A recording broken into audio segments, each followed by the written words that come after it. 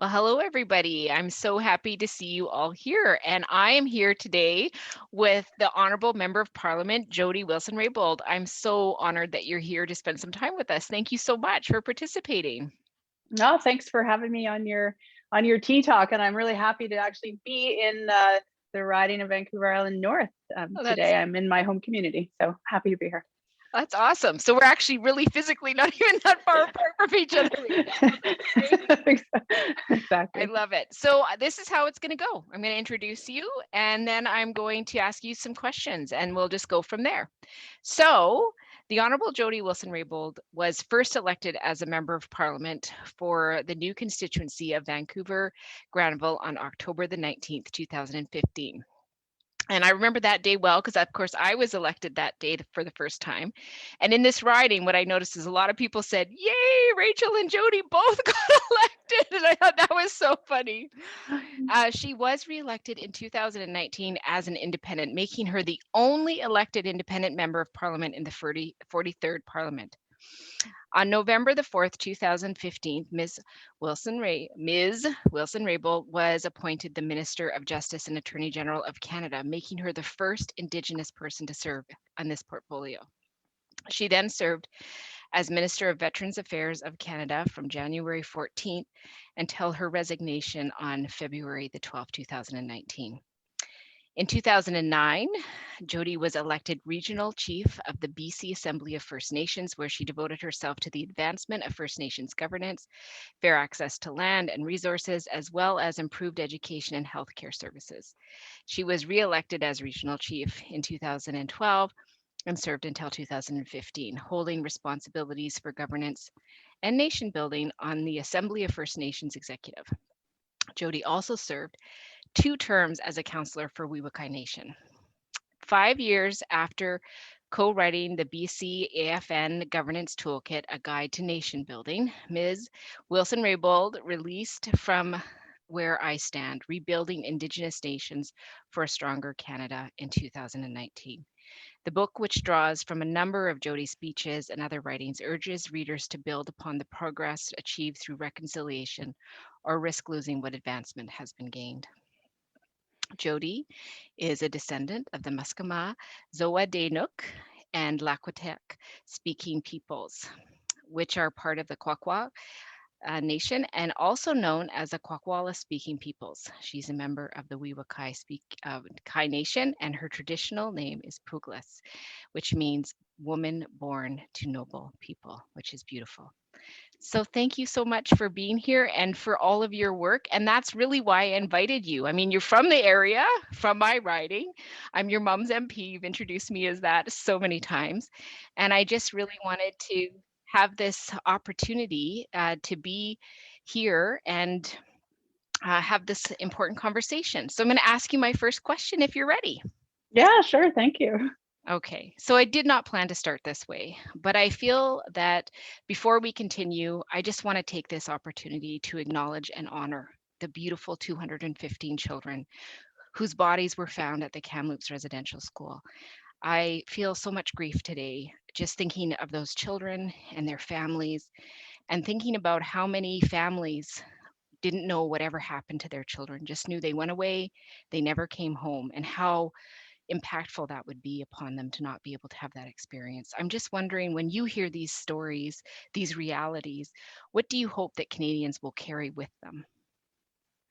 Yeah, well, I think this is a really important place to start, and I thank you for that. And I mean, back up a little bit. Thank you for having me on your tea talk, and I'm so glad that you are such an engaged MP with your constituents. It's really important to have these conversations. I mean, I think rightfully so, Canadians, when they read of the 215 bodies of children that were found, rightfully horrified and should be shocked. It is an awful reality that exists in this country, and it's not an isolated reality. And sadly to say, and you know this as well as I do, this is a reality for Indigenous peoples right across the country. This is not an isolated incident. This is a stark reminder of a couple of things. I think that we need to continue to, as Canadians, to become more educated about the dark chapters of our history, to read the Truth and Reconciliation Commission report, which is based on testimony of residential school survivors, and the reality that we still live with the legacy of racism and colonialism, and we collectively all have roles to play in ensuring that such tragic and dark things never happen again. But this is something that is a reality, and the more people become aware of it, the more we can tackle it together. Yeah, I think it's incredibly important. And one of the things that I know you've talked about everywhere, but in the House of Commons as well, is that this history is not Indigenous history, it's Canadian history. And that it has to be a collective remembering. And until it is a collective, it's hard to get to that next step. Exactly. Yep, Yeah. exactly. So we'll go back to the program as scheduled, and spend, I think, the whole event today just recognizing and remembering those souls. But I'm wondering if you could tell us a little bit first about what led you towards becoming a member of Parliament. Yeah, it's a good question. I think it's directly related to what we are talking about and keeping in the backs of our minds, the reality of the experiences of Indigenous peoples in this country for the last 150 plus years. I actually never, I don't know about you, but I never thought that I would become a member of Parliament, certainly not the Minister of Justice and Attorney General. But I was raised proudly as an Indigenous person in the northern end of Vancouver Island. And I was raised to know who I am and where I come from, and to understand the rights that I have in this country, now Canada, the rights that I have as a proud Indigenous person, and to never forget where I come from. And I was raised to lead, and I don't mean to say to lead in the sense of running for Parliament, but to use my skills and abilities such as they are to ultimately improve quality of life for my people. It led me to law school, it led me to being the regional chief for British Columbia. And I always find in the roles or the elections that I put my name forward, I do so for a reason. And it just so happened that I met the current Prime Minister about 6 years ago, and we talked about my running. And it was at a time certainly where there was a lot of unrest in Indigenous communities across the country. We saw the rise of Idle No More. We saw and had meetings with the former Prime Minister Harper, and things just weren't moving. Indigenous issues were not being addressed. And I know as the regional chief at the time that I had to get involved, that if I wanted the laws and the policies of this country changed, then I had to do what my grandmother said, is to get in there and you do what you can. So it was, with a very strong background in advocating for social justice issues, the values that I was raised with around inclusion and equality that I saw lacking in the country. And I put my money where my mouth was, and I put my name forward for so-called mainstream federal politics, which is very different from Indigenous politics. But I do believe that we need more voices, Indigenous voices, diverse voices, federally on important issues to ensure that marginalized people, these issues of social justice, the environment, have real voices. And so, yeah, it's been an interesting journey for the 6 years that I've been a member of Parliament. It's been worth it, though. agree I don't more. regret anything. Yeah, I never thought in a million years that this would be something that I would do. So I really relate to that. I was always on the ground, get work done. And when I was approached around this, I was really surprised to be approached. And then the same, I relate to that. It's like, sometimes you got to get into the mess to try to make it better. So But you There, don't regret it, right? I mean, it's so important that we're there. I think I'm so thankful that you're representing Vancouver Island North and voices that aren't heard as much as they should be. So absolutely, it's important. You need to hear those voices. It makes it fairer, and I would like a fairer Canada, that's for sure. So you've described yourself as someone who speaks truth to power, and I've also known that you grew up in this area. I'm wondering if the two are connected, and would you please tell us a little bit about how your connection to this region has shaped who you've become? yeah, well, like I spoke about a little bit just before, this is my home community, Cape Mudge on Quadra Island. We have a home here.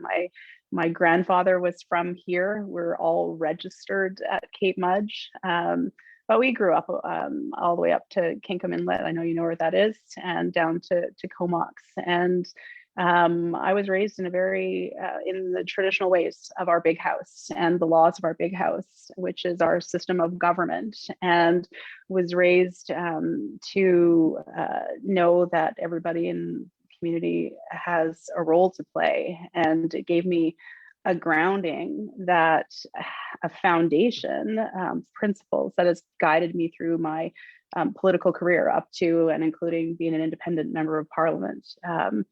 I know that I was catapulted into the news a couple of years ago and still remain there on an issue that was a matter of law, the rule of law, and a matter of integrity. And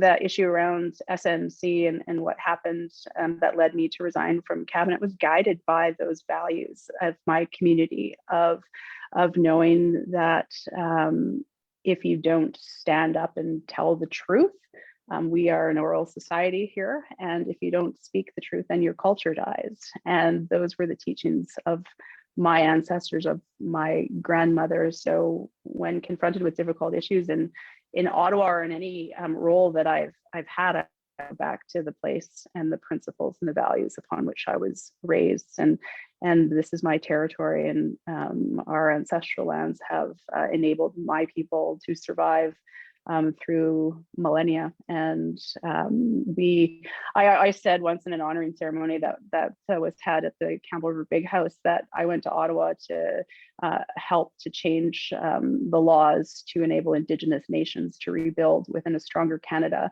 And what I realized in going to Ottawa and being in Ottawa is that the federal government and parliament has a lot to learn from Indigenous nations who have survived for so long. So this is the grounding, and when coming home here, it just re-energizes me and makes me even more so remember who I am.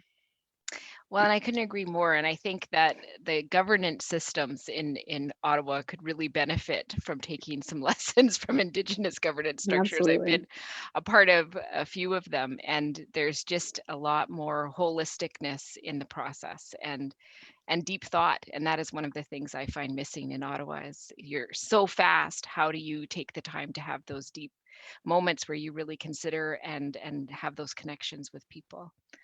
So I appreciate you bringing that forward. So you were the first Indigenous Minister of Justice and Attorney General. Like, it was amazing. And I remember when you were appointed to that role and how I personally felt just seeing you sitting in that seat. It meant a lot. I mean, I'm totally 100%. I say this to people, I'm completely 100% a white girl, but I was adopted when I was 4 by an Indigenous father, and my granny went to residential school in Laich-Kwil-Tach. And I just remember seeing you there. And I remember even when Stephen Harper apologized, even though I was not fully supportive of him in any way, that meant something to the people that had to live through that experience. And so seeing you there, just that, I mean, the first day was so exciting to me. And but I remember even thinking in that moment, how does it feel to work in this system that was so focused for so long and continues to be focused on incorporating colonialism? And I'm just wondering, how important was it for you to be in that position, but how hard was it to be in that position trying to maneuver these systems that are often very silent, but very colonial? Yeah, great question. And I mean, first of all, I'd say I feel to this day incredibly honored to have been able to serve as our country's Minister of Justice and Attorney General for over 3 years. And we were able to do an extraordinary amount of important work. I remember when I was asked by the Prime Minister to serve as Minister and AG, there's so many thoughts that went through my mind, including the enormous amount of work that would be assigned to me, but also what it meant for the country. Certainly a personal accomplishment, but more importantly, what it means to the country to actually see an Indigenous person in that role. I know and heard from so many people across the country that have felt that moment just as I did, and the extraordinary moment that it was and what it represented. I know that I'm not going to be the last Indigenous person that's going to be the Minister of Justice and Attorney General, and that's important. We need to see ourselves in different places and institutions and systems in order to make them more fair and more inclusive.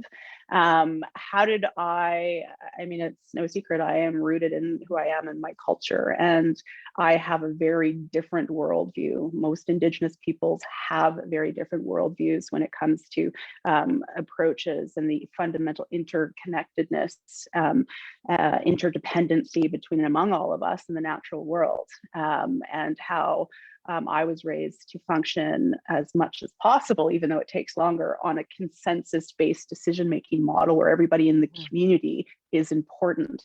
That is not the way, as you know, Rachel, of politics in Ottawa, where partisanship, and I believe in political parties, but I don't believe in blind loyalty or blind partisanship, where decisions are not made based on issues. They're made based on what people tell you to do. So, I mean, straddling into a different world and trying to reconcile living in both worlds, yes, it's a challenge, but it's incredibly important to do.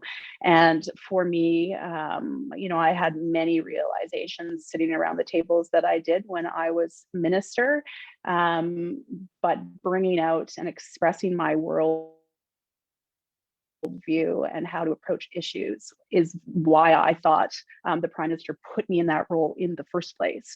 But it reinforced to me that no matter what table you sit around, the feelings of marginalization, the feelings of discrimination based on racialized or gendered terms still carries with you, and that we have a long way to go. We have improved, of course, as a society, but there's lots of things that continue to highlight that we still have a long way to go.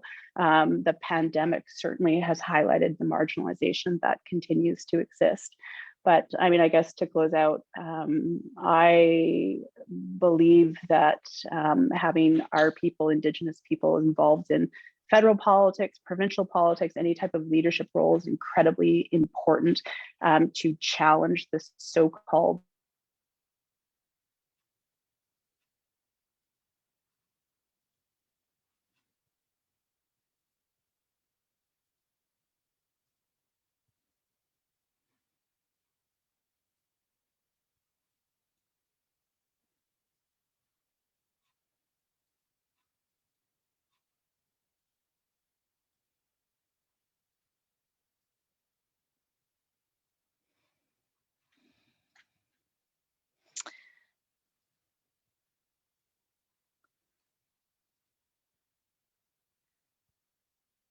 So, hello everyone. Sorry, I'm having a moment of technical difficulties. Sorry about that, Jody, but it looks like I'm back on and good. So I'm just wondering if you could talk to us about systemic racism. I find that again and again, one of the challenges is that people don't understand what systemic racism is. It looks like we've lost Jody, so we're waiting for her to log in again. So we will do that. Technical difficulties is always one of the funnest parts of doing this work. But I think it's incredibly important that we have these conversations. And I really appreciate what Jody is bringing to the table, just talking about how difficult it is to sit in these spaces and in these rooms. And often they're spaces and rooms where, you know, Indigenous people have not been welcomed to join in and be part of that. And I really appreciate the work that she's done to do this. And I remember for myself when I was elected I was 41 at the time, and I realized that I was, or 42, sorry, I was elected, and it was at the same age that my granny would have been able to vote in Canada. And I often think about those moments where we have these opportunities to do things, and never in a million years when my granny was in residential school would she have thought this is the step that she can take. So here's Jody. Thank you I'm for sorry. I don't know how much I was talking and I realized my internet cut out. Sorry. We do the best we can, but honestly, I'm really hoping that my audience is being patient with me as I'm rambling on. So I'm just going to take us on to the next question. I think we got the gist of it, and we'll find out later on, but it's going to be okay. I think my next question to you is just around systemic racism. And I find that when we talk about what is systemic racism, a lot of people feel lost in that conversation and they don't really know what it means. I'm just wondering if you could share with us how you describe systemic racism and what are some key steps you think Canada needs to take to address it? Yeah. Well, I mean, at a very high level or fundamental level, systemic racism is the lack of justice, equality, and inclusion in laws and regulations and policies.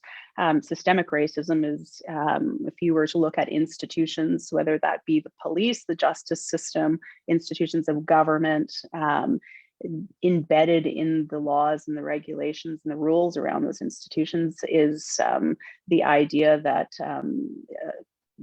discrimination against certain people or laws that discriminate against certain people.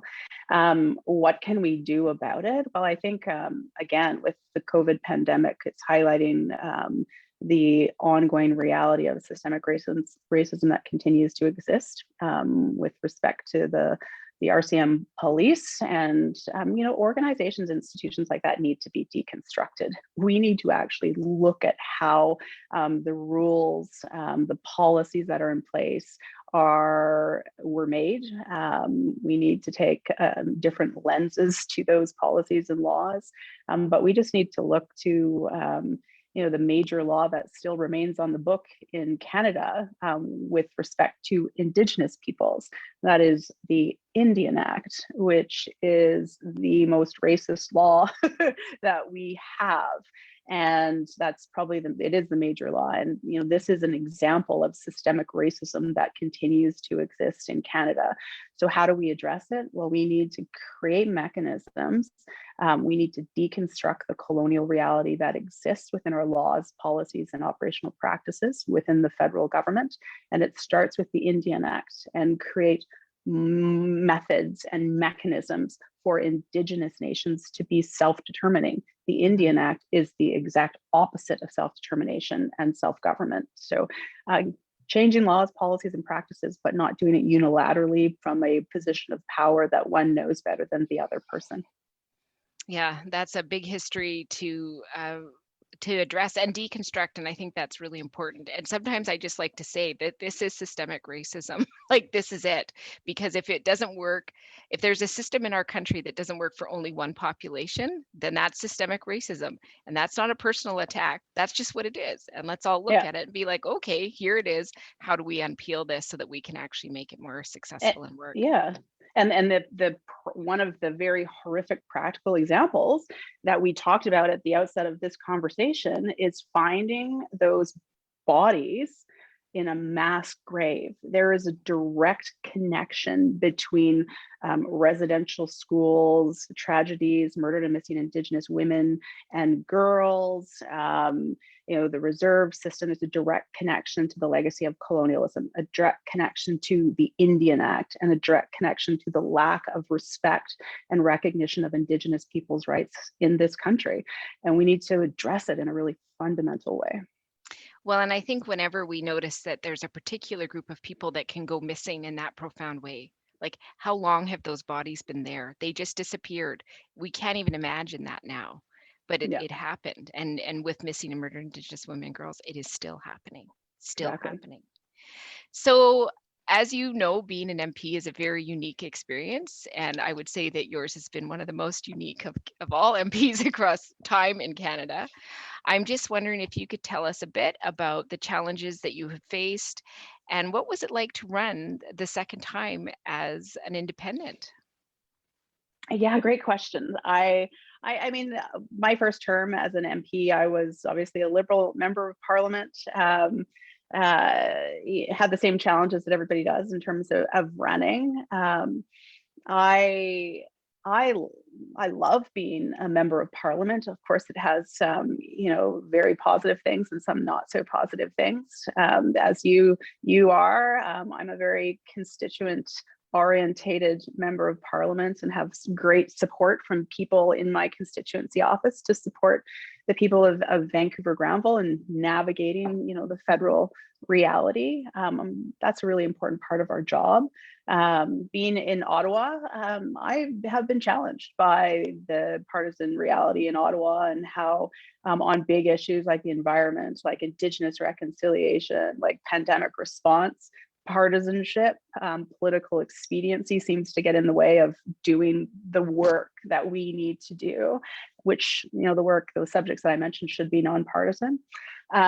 So yeah, running as an independent in 2019, I felt even more so an ability to speak my mind, to represent my constituency directly as opposed to through a party leader. I think that we need more independent voices in Parliament, and that doesn't mean that there isn't a place for political parties. But if we're talking about, Quebec amending the Constitution, or if we're talking about Indigenous issues, having independent voices are important. So yeah, it was. I don't know about your election, but this election for me past was so liberating, and we brought in people from right across the so-called political spectrum into our campaign. So yeah, it's been a great experience. Being an MP is a very interesting time, particularly in COVID, which, I guess if there's any positive reality of COVID, which there's not many, is that we haven't had to go back and forth every week to Parliament, but a small silver lining, I guess. I don't know. Yeah, it's hard to complain about that, especially in the middle of winter in Ottawa. That's true. And That's I have right. to say, as one of the members of Parliament who is actually negotiating what our democracy would look like during COVID and what a virtual Parliament would look like, the hours that were put into making sure that how we did it stayed as close to the rules as possible, and how do you make it fair? And it was just, as it's like any system, as you pick it apart, you're like, oh my gosh, there's all this stuff that has become automatic, and now we have to look at it really differently. Yeah, So exactly. it's been interesting times for sure. So recently, just very recently, we actually voted in the House and did all the work around Bill C-15, which is Canada's version of the United Nations Declaration on the Rights of Indigenous Persons.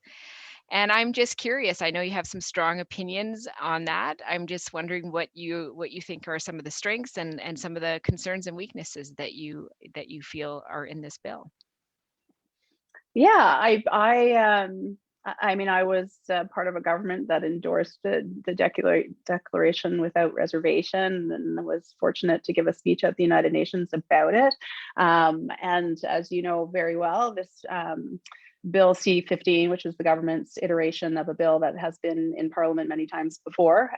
Previous to that, Romeo Saganash, and previous to him, Tina Keeper. So this is something that has been around for a long time, bringing UNDRIP into Canadian law.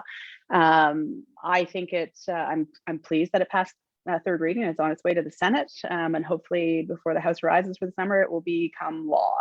I will say that, that's a positive step. It's a small step, but it's a positive one. I know that the more people that talk about the UNDRIP, the United Nations Declaration, and the human rights, the minimum standards that are contained within it, as what the TRC called a framework for reconciliation, that's incredibly important. And it's changed the vernacular, the lexicon around rights. And we need to continue to have that elevated. I do worry. I think there's a lot of miscommunication and fear around what UNDRIP means, particularly when it comes to other political parties. But I do fear that, for political expediency purposes, the government will say, and this applies to the provincial government too, oh, well, we've passed the UNDRIP legislation and we don't need to do anything else. Again, it's a small step. It doesn't operationalize, the legislation doesn't operationalize the human rights standards that are contained within it. We have to do that as Indigenous peoples, and the government of Canada and British Columbia and the provinces have to do that. And how they do that is to change their approach from denying the rights of Indigenous peoples to creating standards for the recognition of rights of Indigenous peoples and changing their laws, policies, and operational practices. UNDRIP is not going to implement itself, and it can sit on the books forever. They says that there's going to be an action plan in 2 years. Well, we could have had our action plan in place and should have had it in place 5 years ago when the government came in. There were a lot of promises that were made. My fear is that the government or whomever forms the next government will think that we've done our job, but really the hard work is just starting. And what government should realize, and every MP, is that there has been a plan. There have been solutions that have been put forward for generations, and it's going to take political will, not just words, to make it happen. Well, I think that's incredibly important because, of course, the next step is the action plan. And one of the things that I felt frustrated in watching a lot of the things unfold in our province and in Canada is there isn't resources and supports for Indigenous communities who have been attacked for a long time to set up what their governance strategies. Like, I get frustrated hearing from some people saying, well, who's in charge? Is it elected or is it hereditary? And it's so much more complex than that. And it's also, depending on the nation, it could be a nation that is rebuilding what their hereditary system looks like because it was outlawed, because those systems, like I think of my husband's community where they literally put together the money in the early 1900s to build the church and build the school so they could keep their kids, which meant they had to give up their culture because the priests literally lived in their community. So it's so much more complex. And so I'm just wondering, when you look at that action plan, because I agree with you, it is the implementation. This is a nice document. The implementation of it and the nuances of that implementation is key. So I'm just wondering, what do you think are the key priorities in taking that next step? Yeah, I mean, I guess I come from the benefit of having been the Minister of Justice for 3 years, and I know the work has been done because I did it, and generations of Indigenous peoples did it before me. There's definitely key steps that need to be taken. One, well, we did the first step. We've legislated UNDRIP, or we will soon. Here's hoping. We need to have a broader, more comprehensive framework that actually shows the way or creates the space and the mechanisms to get there. It's not in some nebulous action plan that may or may not be taken up by the government. We have to legislate standards for governments and officials based on the recognition of rights. We need to have legislated mechanisms to support self-determination, including self-government, policies around so-called comprehensive claims, specific claims, and the inherent right of self-government policy that exists still have to be changed. We need to move away from institutions like the Department of Indian Affairs or Indigenous Services Canada, which basically manages and administers a racist law. We need to move towards supporting Indigenous institutions that will support the rebuilding of Indigenous nations. And we need to actually, in this evolution and rebuilding of Indigenous nations and governing systems, we need to have alternative dispute mechanisms and accountability measures that make the federal government accountable and have dispute resolution mechanisms where when Indigenous nations and governing systems are rebuilding, and there will be ultimately some conflict that arises, that it's not one government having dominion over the other and resolving the problem, but this is an intergovernmental relationship. All of those things are what I proposed when I was minister that needed to be in a comprehensive piece of legislation. I'm still hopeful, and it's not just me, it's other people as well proposing it. That's what I'm hopeful that will be the next steps. And I hope all Canadians, and particularly all members of Parliament representing Canadians, advocate for those necessary steps to take place. Otherwise, the law is just going to sit on the books and be in direct contradiction to the Indian Act and other pieces of legislation. Yeah, I couldn't agree more. It's time. It's time for that fundamental change, and it's very paternalistic that we still have a federal government that says, well, we can't trust you to do your own business. And that's exactly what's said. And the federal government plays gatekeeper to the liberation of Indigenous communities who want to be self-determining and want to be self-governing. Yeah, absolutely. Absolutely. Okay, so we're almost at the end. I have the last question, and the last question is just for fun, because I think it's always good to close on a personal but positive note. So I have 3 short questions for you. The first one is, can you tell our audience what your favorite beverage is? Oh, my favorite beverage. You know what it is? It's water with frozen strawberries in it. I drink it all the time, but I do like the occasional red wine, glass of red wine. And what is one of your favorite books or a movie? Oh my gosh. I love that these are the hard ones. I love The Sound of Music. I watch it every year and sing along to it. And I've, as for books, the only book I've been focused on is the one that I just finished writing, which is my next book that's coming out in October. So yes, and I was very well behaved and asked you nothing about it, but we may have you back when it's time. I want you to know how hard that was for me. And why do you love where you live?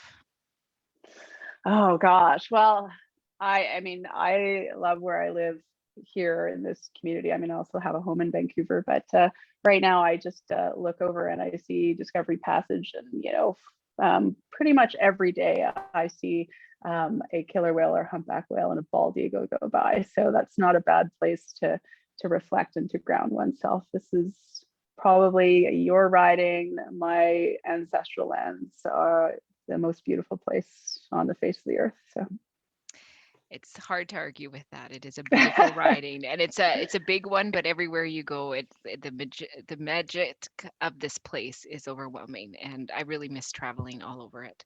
So thank you so much for taking the time, and thank you for staying an extra few minutes with us today. I usually only go half an hour, but we had those technical difficulties in the middle, and I wanted to make sure we got through our questions.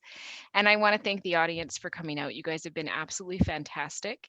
And next week, we'll actually be meeting with someone from Wounded Warriors to talk about veterans and talking about post-traumatic stress and how we all need to work together to support them. So thank you so much, Jody, and I look forward to talking to you again when your book comes out. Yeah, you bet. Thank you for having me. And I know that your constituents are watching, and I just want to say that I think you work incredibly hard, and they should be proud to have a member of Parliament like you. So I wish you continued success in representing this riding, and my mom. So, Galak Husla. Thank you. Thank you so much. Take care. Thank you, everyone.